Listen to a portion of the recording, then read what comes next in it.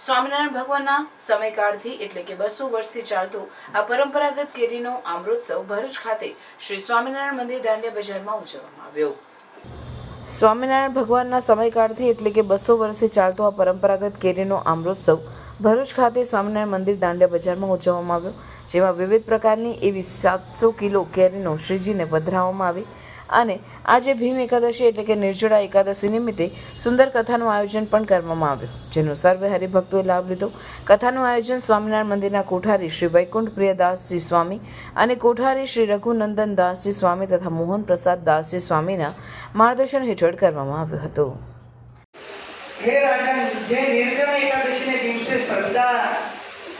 નિર્જળા એકાદશીને દિવસે ખાસ તો શ્રદ્ધા રાખવાની વાત કરી છે। શ્રદ્ધા એ મેન વસ્તુ છે, કારણ કે શ્રદ્ધા તો દબી જાય છે, શ્રદ્ધા છેક સુધી રહેતી નથી।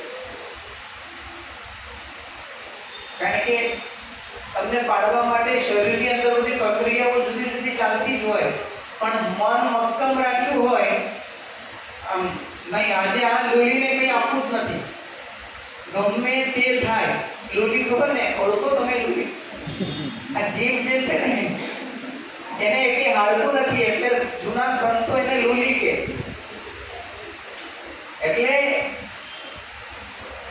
રસાસ્વાદમાં ટેવાયેલી જે જીવ છે એ આપણને વારે વારે પ્રેરિત કરે, પાણી પી, આ ખા, પેલું ખા, એમ આપણને ડગાવે।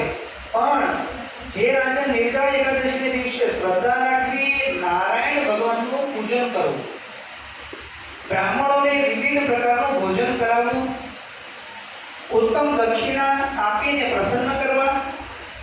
જે માણસો એકાદશીને દિવસે ઉપવાસ કરે છે, નારાયણનું પૂજન કરે છે, દાન આપે છે, રાત્રે જાગરણ